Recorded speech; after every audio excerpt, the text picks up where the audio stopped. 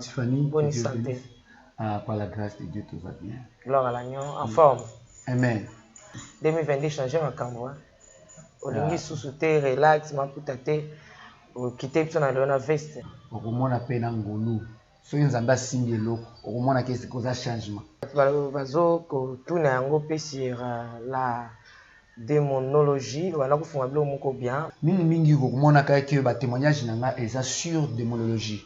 Amen, pour détruire les œuvres du diable. S'il vous plaît, toujours souffrir. Quoi ba te belé maman Tiffany, bazo passer temps moko difficile na vie na bango. Baebi ba angelo, baebi nzambe moko, mais baebi te ennemi nzambe azana. Avant naïba ba étude de démonologie, nazaki pe na ozo gagner ba amen, nazaki ba ki tu peux pas donner ce que tu n'as pas. Ani soko tali Bible bien, Dieu ne permet pas la mort. Démonologie avant banda, il faut comprendre déjà que situation na yo ezandengini. Ange Michael a libéré Gabriel na kati ya prison. Épée batumsu ba mona été biso to mona par la grâce de Dieu. Azana épée ya mulai. Yoko kanisa bien aimé que makambo na nyonso eza ba chance ezalaka te na mokili. Batu baza na kati ya corps du diable. Oza ba démon misusu. Ozo bengani démon. Zoka démon a sauté par mutu misusu. Ebele na biso tozo recevoir te. Pourquoi? C'est parce que to yebite eloko nini ezo salema na kati ya monde ya mulili. Okota ndako, nzoka ndako wana eza ba tombo. Prison wana tango la koti yango, eza neti la kota ki Kokstad. Na lali boye, nazo mwana mkuse moko boye. Mulimo moko boye ya mutu ya mkuse, aza mwindu.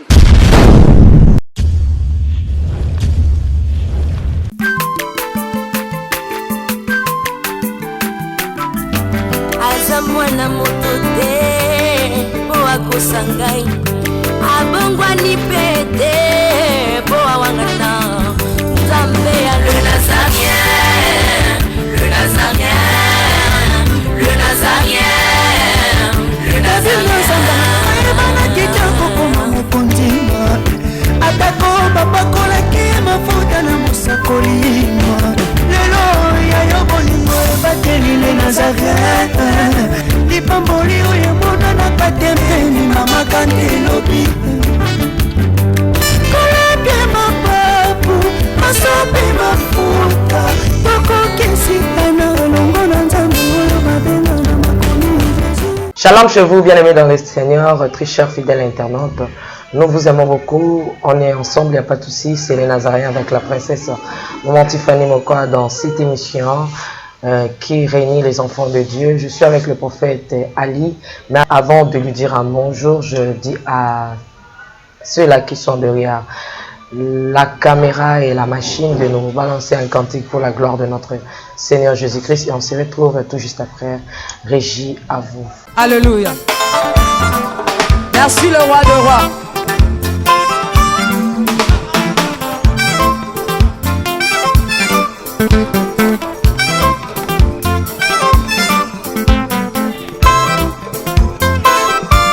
Alléluia.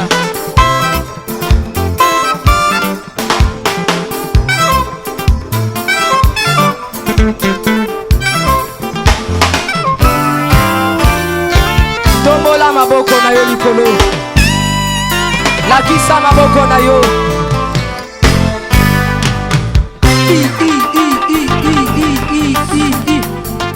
Sakat.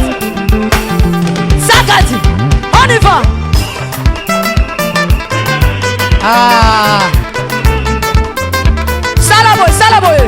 Assis sur son trône. Salaboye. On y va. Assis sur son trône. Encore, encore, encore. Ah, ah, ah. Afandi na ngwende na ye. Yesu azaya kofanda. On y va. Assis sur son trône. Afandi, afandi, afandi, afandi. Assis sur son trône. Fandi saye, fandi saye, fandi saye. Nazo mono tetika Yesu afandi. Afandi, afandi, afandi, afandi. Merci Jésus. Merci Jésus. Afandi, afandi. Salaboye. Salaboye. Salaboye. Katela Yesu losako. On y va. Katela. Katela. Katela. Katela. Katela. Katela. Kaka. Kaka. Yambalo ya taba ministre bakokata. Nazolo bakatela yelo sako. Katela yelo sako. Katela. Katela. Katela. Nazo monote. Nazo monote. Nazo monote. Nazo monote. Salango boye. Dose. Tolobi à tout. Yoka. Merci. Tolobi boye. Yambaloyo. Ataba ministre bakokata. Ataba généraux bakosala nini? Ataba ministre bakosala nini? Ataba président. On y va. Katela yetoke. On y va.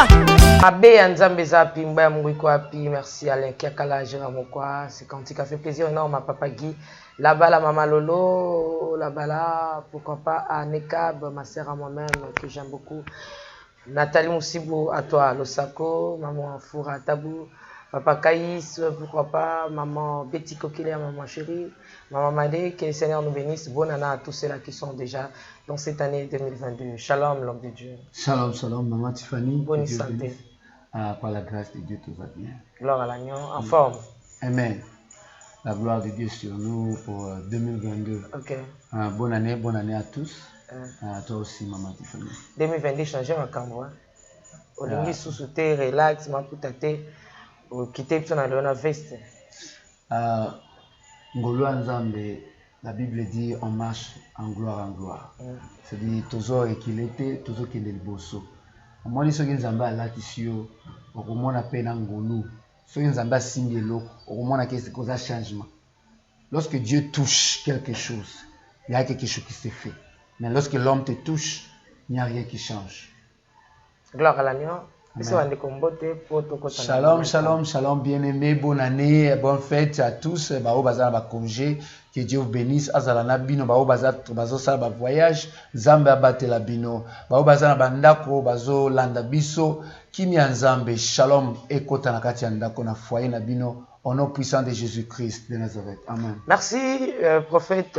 Obandaki si jemoko, bazo ko tuna yango pe sur la démonologie, on a beaucoup bien, même au chacun on a nos points, mais les lobby, tous sont en avant. Amen. Pour avancer. Bien-aimé, Maman Tiffany, Tolobaki na kati ya ba témoignage, tozaki ba témoignage belé par la grâce de Dieu, la banda ki tango na zaki avant que tu na bongwana, azali banda et puis tango na kazana prison na kutani na Nzambe. Et puis on a bini ba comptable nyoso na kutane nango mingi komona que ba témoignage nanga eza sur démonologie. Amen, pour détruire les œuvres du diable. So na ba témoignage nanga soko landi bien koza témoignage moko eza tobenga ngo ba témoignage capital, c'est-à-dire base. And ba témoignage base eza ba témoignage oyo koza eloko moko eza enseignement sur ça. So tolingaki vraiment dès moi na senga ki on a lobi tozongela nanu mwa muke na ba enseignement se dit tozana kati ya témoignage toujours mais to basé un peu ko clarifier bana Nzambe eloko ni to banda ko loba parce que ebele abatu ba benga ki ngai an ba ebisa nga musala Nzambe osilisa ki te ko clarifier biso concernant l'étude de démonologie na ebisa ba ngweza témoignage ça ne tite nde ba ebisa non s'il vous plaît toujours souffrir quoi ba te belé Maman Tiffany bazo passer temps moko difficile na vie na bango bazo prier mais prière moko ezo salemate résultat ezate bazo benga Nzambe za wapi mais Nzambe za na kati ya liloba Nzambe. Amen. So la Bible bien dit que tu connaîtras la vérité. John chapter 8 verset 32. Tu connaîtras la vérité, Jésus a zoloba. Tu connaîtras la vérité et la vérité t'affranchira. Si tu t'affranchis pas, si ta prière, si te gêne, si ma kambona vie na yo nyonso sali ba offrande, ils ont affranchi yote, ils ont péché guérison te. Ce qui fait tu n'as pas au yebi nanu, tu n'as pas encore connu la vérité concernant la particulière. Amen. Parce que la vérité doit t'affranchir. Quand dans une prison, vous avez parti belende na to sotaki et les a un peu tant nous avons bando pesanga étude ya ba démon. Amen. Parce que pas te belé ba yebi makambo nzambe, ba yebi ba angelu, ba yebi nzambe yemoko, mais ba yebi te ennemi nzambe azana. Amen. Mais ce qui osa mwana nzambe excusez-moi, koza bana nzambe belé balobaka non na mako étudier Satan te naza ndaba na été na ko croire payer te. C'est pas les questions que toujours croire te. Question est que ce que l'ennemi fait t'affecte. So, comment détruire ce qui te détruit? Comment détruire l'ennemi de ta vie? Amen. Vous avez la place moko, ok, na okota dit-elle bâti photo banelande na fondation. Amen. Parce que si on veut bâtir ndako, il faut banda toujours à la fondation. Ndako est la fondation à bien te. Au moins les chrétiens belé ba pengwaka. Au mituna pourquoi ba pengwaka? Nazaraka na kati ya ministère ça fait longtemps. Maman Tiffany, je vite vu que bateau par la grâce de Dieu nzamba salanga ke na gagner ba âme pas nzambe ba pengwa. Na ba o batikala. Na yako mona ba o batikala ezaki ba oyo ba yebaki étude la démonologie. Comprendre? Avant naïba ba étude la démonologie, nazaki pe na ozo gagner ba âme mais nazaki pas ki pété. Tu peux pas donner ce que tu n'as pas. Il fallait na pesa ka o nazana ngo ba o na pesa ki bango kaka liloba nzambe ba vandi kaka boyena ba liloba ba étude ya nzambe nyoso parce que to kota pe na étude ya bonzambe na étude ya ba angelu ou to komona royaume du cieux. Amen. Mais ce que nzambe a pesa nga pesa sujet pesa makasi o ayebisinga, c'est pour cela mon peuple est en train de périr for manque de la connaissance. Quelle connaissance? Ezate ke ba yebi nzambe te. Ezate ke le problème est qu'il ne connaît pas l'ennemi Satan. Il ne connaît pas le truc, les techniques, la méthode que l'ennemi vient. Quelle porte il entre dans les foyers, dans les mariages, que ça va porte Satan fongolaka. Et ce que yebi ba porte wanate, ozalaka ko zo yinga na yinga. Amen. So elokonga mama Tiffany na yako pesa esa étude ya ba démonologie. Pourquoi? Parce que les chrétiens belé bazo souffrir dans le monde lelo. Si tout le monde Covid lelo, et ça parce que to zangi ko yeba Satan a opéré ndengeni. Parce que ça en caché, lelo tout le monde a manifesté. Le voleur, Jésus a bien dit. Jean chapitre 10 verset 10. Il a dit le voleur vient seulement pour voler, détruire et dérober. Amen. But Jésus a dit que moi je suis venu pour donner la vie et la vie en abondance. La vie en abondance, si tu vois la vie en abondance, il n'y a pas la sorcellerie. La vie en abondance, il n'y a pas du mensonge. La vie en abondance, il n'y a pas what?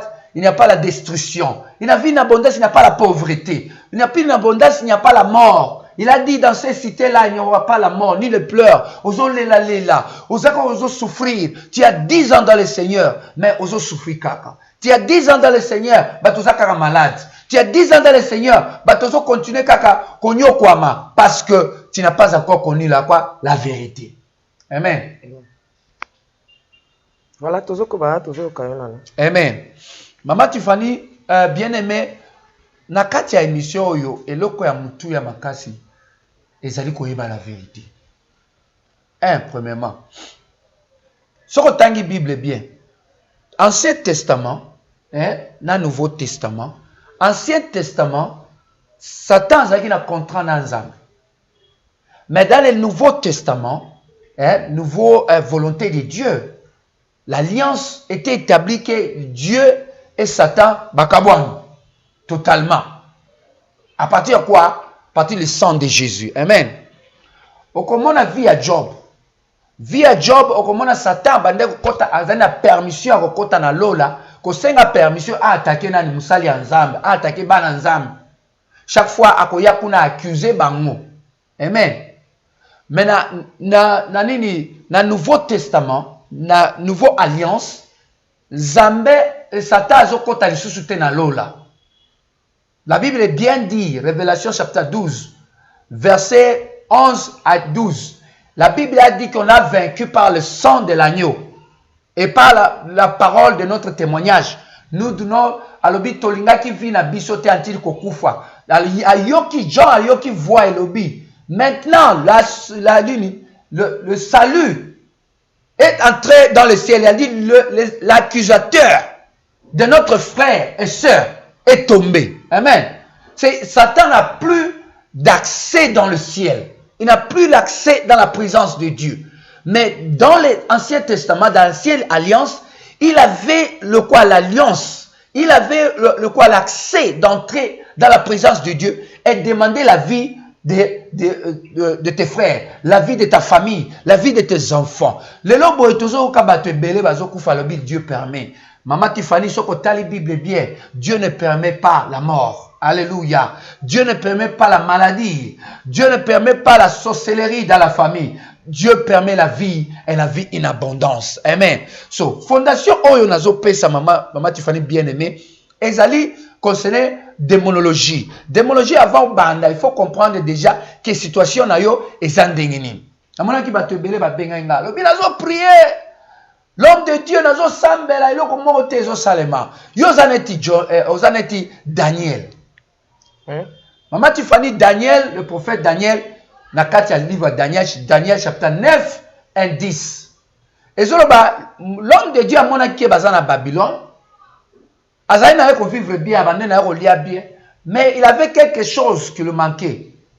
C'est le territoire là où il vient. Amen. Aoutaki na mboka Jérusalem. Mboka ya Nzambe. Alobi na konzala na prison, nazo lia bien, nazo mela bien, mais naza kati ya prison. Abi non, ça c'est pas ma portion. Ma portion c'est la vie in abondance. Alobi na ngina zonga mboka. Na ngina Nzambe azongi sabana Israël nyoso na mboka. Tolembi kovanda na Babylone.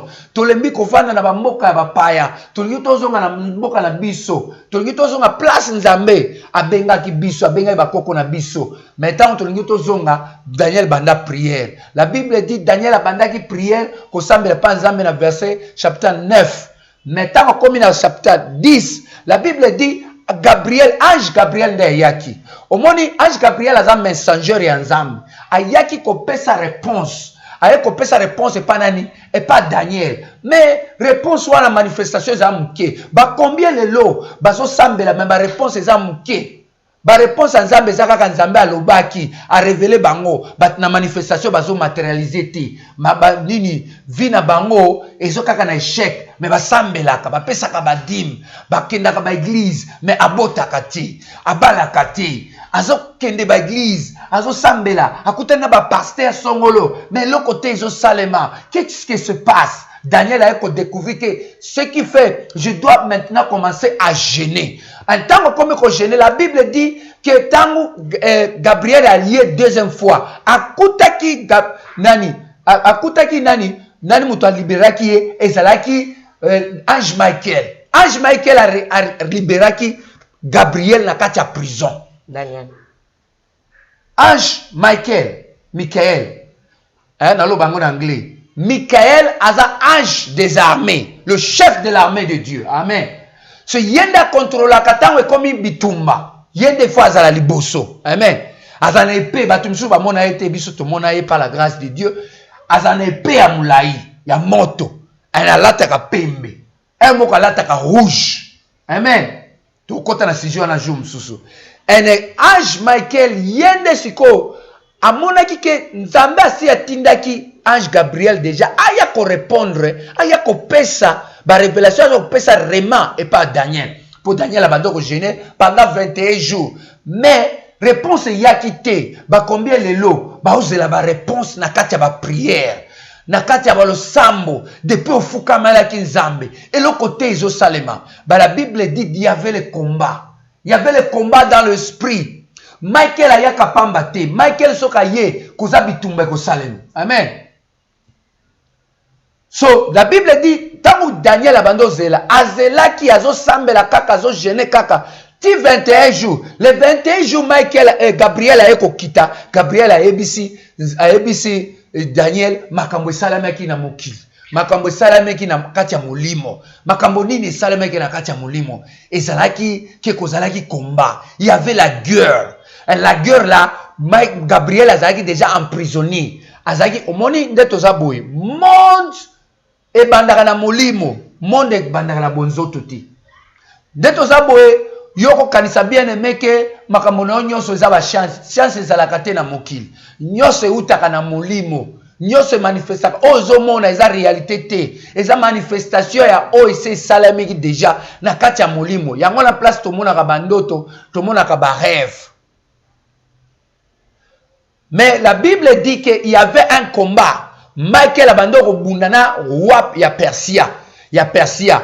Abande ko bundana royaume. Abande ko bundana armée moko boye o ba capturaki ange Gabriel. Ba capturaki ange Gabriel pona nini? Parce que azaki na réponse finale ya Daniel. Azaki na réponse ya bonzambe. Onzambe rema ya nzambe et bande ute pas Gabriel. Mais pourquoi Daniel n'a pas reçu? La Bible dit que ange Gabriel tanga yaki pas Daniel. Alors dès le premier jour que tu as commencé à prier, Dieu t'a déjà répondu.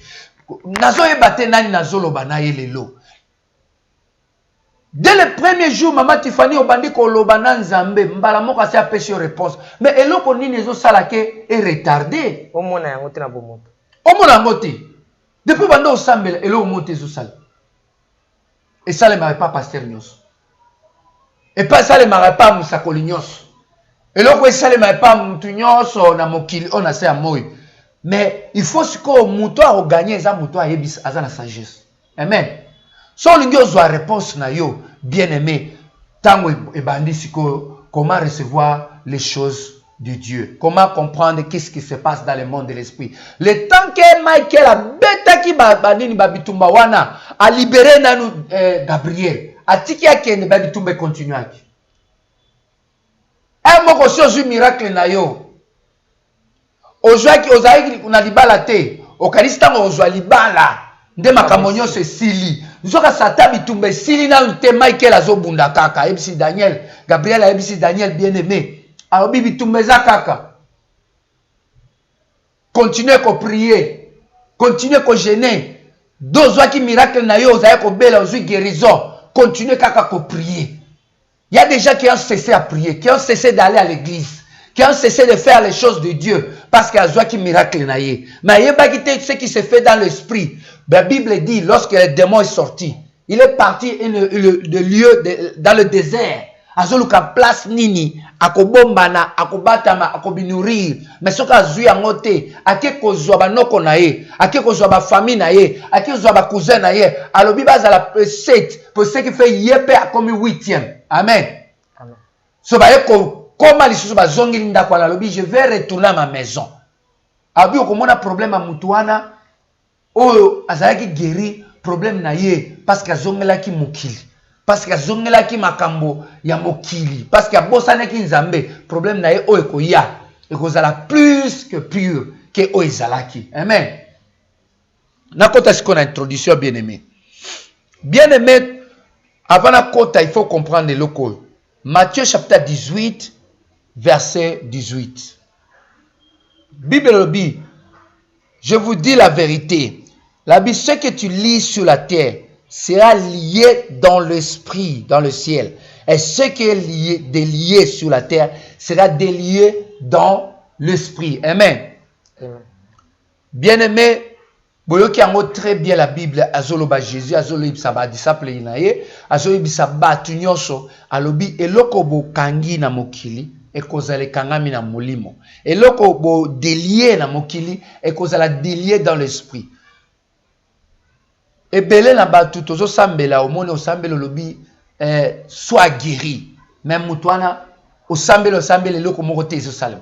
Et ça le mère loko moko na bande pe ko mitunaka. Pourquoi je prie pour les gens? Je dis sois guéri. Et le monde guérison, obi reçois ta guérison. Le monde guérison c'est simbati. Ce qui fait un démon derrière cette maladie. Amen. Mais ce que lobi kaka sors. Toi, démon de la maladie, du sida et de Covid, sors au nom de Jésus. Au moment où démon a bimi, dès après commander guérison, dès au moment où guérison est salami. Parce que toute chose est spirituelle. La maladie, d'abord, précisément la source, c'est spirituellement. Amen. Ceci que tout ce qu'on a démonologie. La démonologie est une étude, il y a des démons. Oezola qui s'abisso, ndenge nini, sataza organisé. Ndenge nini yako betaye, ndenge nini yako détruire, Mais avant de détruire, il faut que yeba ndenge nini aza emplacement na ye. Amen. Ndako Satan ezalaka ndenge nini. Ebele la biso toyeba ki teke ndako Satan existaka. Ndenge Satan. Satan, quand on est au lobaka, il y a le corps du Christ. Il y a aussi le corps du diable. Amen. Nakati ya corps du Christ, kozala mutu, kozala nzoto, kozala maboko, kozala makolo, kozala lisu, kozala munoko. Amen. Nakati ya corps du Christ. Bien aimé, nakati ya corps du Christ, soko moni biloko wana na zoloba. Nakati ya corps Satan, remember, souvenez-vous bien aimé. Le nom Satan, cela veut dire l'adversaire, l'opposition. So tangi en hébreu, le nom Satan, cela veut dire, le nom de Jésus, cela veut dire sauveur. Mais le nom du Satan, cela veut dire opposition. Opposition de qui? Adversaire de qui? De Dieu. So now, Satan a sala ndenge nini? Nyonso on Nzambe a sala, Satan créa l'autre côté. Mais nyonso Nzambe a sala ngo photocopie. Yangola bomonaka er moko Satan. Yangola bomonaka er moko Satan azalaka tunaki Adam and Eve. Alobi le jour là vous allez manger cette fruit, bokoma neti bokoma neti Nzambe. Ce qui fait akoma photocopie à Nzambe, mais bazalaki déjà original. Comment est-ce que bakoma photocopie? C'est pour cela nazoloba awa Satan cela veut dire opposition, adversaire. Satan zwaki kaka corps du Christ wana. Afsali photocopie. Poye pe asali corps du diable. Koza batu baza na kati ya corps du diable. Ba misusu azana mutu na bango wana za Satan yeboko azana nzoto, azana maboko, azape na makolo. Bien aimé, soko la neli bien enseignement oyo, tu seras béni. Vie na yo eko changer. Okozala la même chose te. Nazo pesa enseignement oyo parce que 2022 est année de la gloire, de la double portion.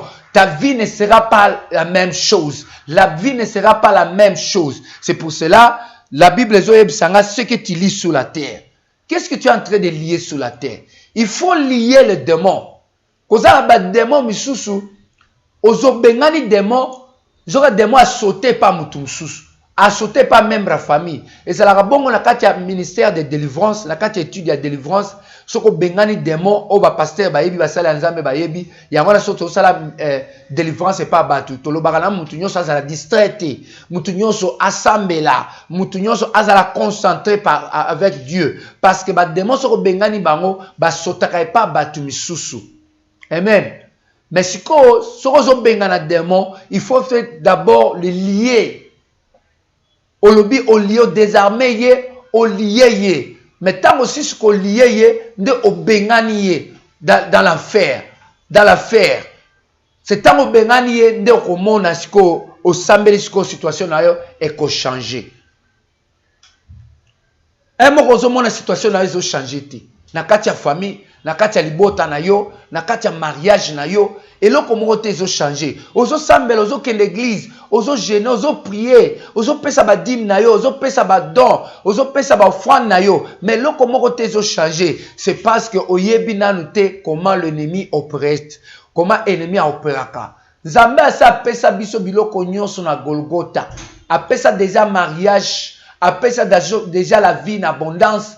Après ça biso la couronne, la promotion, après ça biso succès, na makila na ye, na Golgotha. Mais le long de tout ça boué, et belé na biso tozo le la pourquoi? Et belé na biso tozo recevoir te. Pourquoi? C'est parce que to yebite eloko nini ezo salema na kati ya monde ya mulili. Et yebite eloko ezo salema na kati ya monde de l'esprit. Bien aimé, soko tangi Bible bien, okozala libéré. Toko kende avant la banda makambo ba démologie toko kende ko rappeler yo biloko ebele na lobaki okoki jamais ko beta Satan soko yebieti pour obeta Satan il faut oyebaye ne okoti na chambre oboye omoni kaka nyoka za na kati ya chambre mais toi tu n'as pas Ochaki lumière na yote na kati ya chambre. Est-ce que koyeba place azali? na air nyoka koya ko soyo est-ce que koyeba ke aye ko soyo air nini akoya. C'est pour cela au moni bato ebele bien aimé babiloko mususu ezo soa bango makambo mususu ezela bango ba ostutuka moni ka abwe mwana kufi moni ka abwe malade ka ya muke muto akufi moni ka abwe komi na ba malade moko compliqué docteur pe azomona ngote. C'est parce que kozangi koyeba balobi na lingala kozanga koyeba za liwa ndambo. C'est fait soko yebi ozo vivre oko vivre pour toujours. Mais soko yebi te ndenge nini bien aimé sata operaka okoya okufa eloko pe fallait pas okufa. OK no kota ba mituka yozo mona mutuka nzoke za cercueil. Ba yebika ke dans tel jour mutuka wana il faut ça l'accident. Okota ndako nzoka ndako wana eza ba tombo. Oza yo nde olingaka bilia lia ba fete ozanga te. Mais ozo kende kolia kuna nzoka bazaye kozela yo po ba chela o biloko po ba salela o biloko bela bato bakufaki na ba poison na kati ya ba fete. C'est parce que ba yeba kite makambo ezoleka. Yangona nzamba chaki na motema na ngai na yebisa ba vérité. Na yebisa ba vérité oyo. Tango nazali na kati ya prison, Zambende apande ko pesa nga étude oyo ya ba démonologie, étude ya ba démon. Abande ko lakisa ngo, nga kutu na comprendre ke yango te. Dieu est un Dieu pratical, il n'est pas un Dieu théorical. Zambe soka kungumi otangisa mutu, achaka ina kati ya ba essai, achaka ina kati ya ba situation, mutu wana akotanga ngo praticalement. Chaque ndako ezala na démon nango. Chaque église ezala na angelu nango.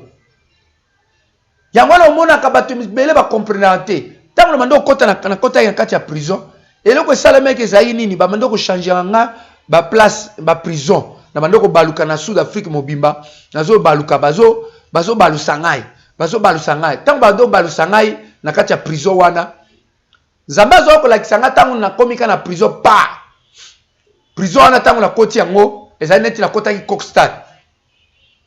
Na lali boy nazo mwana mkuse moko boy. Mulimo moko boy ya mutu ya mkuse aza mwindu. Amona na ka misu. Aza mwindu. Aya aye boy aye ko kanganga skingo. Et puis na lobi au nom de Jésus na betie na butu na moni akimi. Tena tuni nzambe. Comment est-ce que nazo mona makambo ya boy na kati ya prison oyo? Alobi c'est ça l'homme fort de cette prison.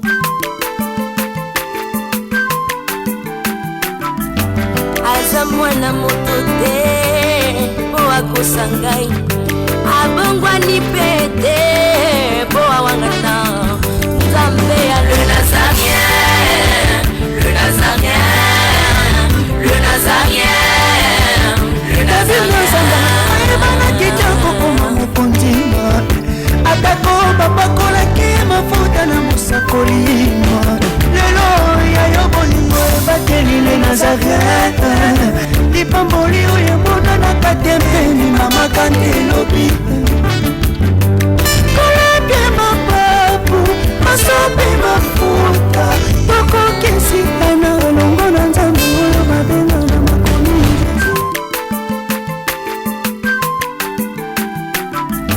Aza mwana moto te po akosa ngai abongwani pete po awangata Nzambe ya le Nazarien.